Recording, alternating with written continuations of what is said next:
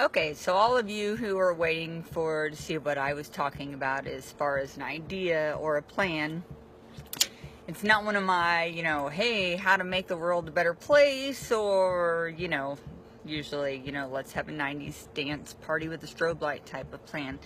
But this is more sensitive. This is more of been my entire life's passion summed up in as fast as I can do this video, trying to seek out and search for people who truly want to invest in a cause, an idea, and get their hands dirty. I know so many people invest in clubs and restaurants, new start businesses, online things, people who work actively and financially support political parties that they believe in. I know there are many hospitals, people who invest in hospitals, pharmaceutical companies, things like that, because investment is to receive a profit. You invest so that you can receive a profit, and I understand that, but that's not the route that I'm going. Don't get me wrong, there are plenty of hospitals that are run on donation. There are plenty of things in the world that are run on donations. I have been a recipient of things that have been run on donations, but anyways, for lack of better words, some of you know I've talked about this before in just in ideas and circumstances. But for lack of better words, I designed a Go Green nursing home. Not like some hippie cool thing, but kinda. It's a Go Green facility for the unique cases of illness. When I was about 8 or 9 years old, I remember Marty Jones telling me he thought I was going to grow up to be a brain surgeon. I know my mother and my sister loved my science projects where I would find carcasses of amphibians and then throw them on ant beds so that it would eat all the flesh off, so that I'd have a perfectly intact skeleton to learn about. I, like Herbie from Rudolph, wanted to be a dentist one day, maybe, still. However, like all of the tests that I took, everything that all the exams that they put you through that says that you're most likely to be, mine always came out to a business administration or a politician or a lawyer. I've actually had some of my pastors go out and say, you'd make the best defense attorney because you never see anything wrong with anybody. Everybody is good. Well, that's not my problem. That's yours. Anyhow, I've been working with Alzheimer's and dementia since I was 16 years old, so going on about 20 years. You could say I'm experienced or qualified to do what I do. I've been at the very beginning, learning restraints, physical restraints, chemical restraints, to the WonderGuard phase, to the Mary Walker phase, to the WonderGuard phase, to the bed alarm phase, all, chemical restraints, not a restraint, all of these different things. And I've watched it progress and get better and better and better. So we are doing a good job. I'm crazy passionate about it. I always have been. A lot of people are like, Alzheimer's, but the thing is, I get to know the people that they are now. I don't necessarily know who they were, but I know who they are, and I really enjoy that, and I love learning about who they were and trying to individualize that to the way that I take care of patients. But I'll tell you, when I was about 17 years old, I went over to my Papa Armstrongs, who I didn't really have a relationship with, but because I wanted to open a hospital. I wanted to find out what I would have to do, and he was an engineer, and I thought, well, he's got money, he's a smart guy, go find out how to open a hospital. And I went to my dad also, and my dad was a, business owner, and it's a different kind of business, but still. It's a successful business, and I got great advice and great information, but I had no way of receiving funds or anything like that. Plus, I was 17 years old, I was in college full-time, and I worked full-time, 2 jobs, so it wasn't the easiest of things to do. Didn't really have time for dreams. But 15 years later, 15 plus years later, it's still pulling at my heart as a way to do this. So I have a design for a care facility that I'd like like to be. It'd probably be privately invested, I would assume, because I don't know how it works, like what you're able to do. And this is where I need people's information and input and what I would need to do. I would like to have it in 3 different sections, and each section would have its own pod that would be for, an individualized care if somebody was having a difficult time, if they needed pet therapy or music therapy, or just a time of relaxation, or a time of shredding, or a time to work out their OCD, or a time with family, whatever it is. I would like to have a greenhouse that we're actually growing our own things that are volunteer run, that also power the facility. And mostly it's full of herbs, things that we would use for aromatherapy, calming, and, creating calming environments, things that we would use not only for cooking, but, for the residents themselves. And then the greenhouse where they go into the sunlight, into that during times, if it's winter or whatever, because the sun and being in the outdoors atmosphere tends to increase their quality of life, their energy, and decrease their anxiety and cause them to be a little bit more relaxed. There are school programs that are willing to, like the ag programs that are willing to do farm raised, completely organic fish if needed to be, for people for specific diets. I would like to go for a vegan type, not because of any cause, but because of the health benefits for these specific type of patients, that continue to find out that that is the route and the way to go.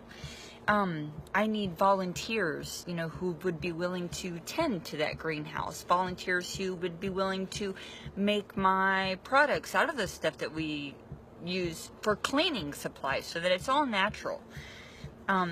Don't get me wrong, I strongly believe in medicinal treatments, because I have lived through titrating down people who really do need the medication that they're on. But sometimes there are a lot of things that are more effective that we don't use, that are more homeopathic, and I'd really like to look into that. Here's the difference. As much as I love Alzheimer's and dementia and am passionate about that, I kind of changed my direction for this type of facility, targeting a specific type of people who have a very difficult time finding placement, people with frontotemporal dementia, people with Huntington's disease, people who have geriatric psychosis.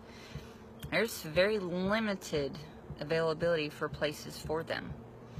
I remember working at one of the best Alzheimer's units in the country, where I worked for a very long time, and the first time I had a patient that was 33 years old, and she was literally climbing the walls, so much so that her nails would break off, and she would climb the walls, and we'd put mats all over the floor so she could roll around, and you could see the person in her, but you could see that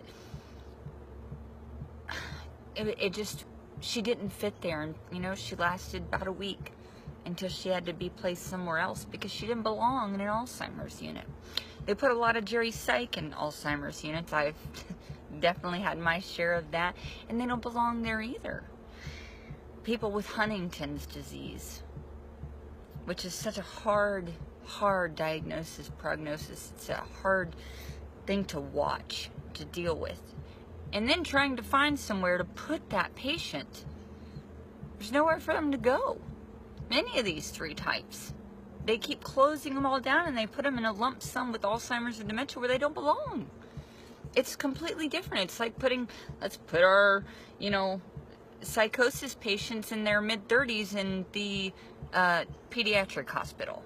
It doesn't make any sense.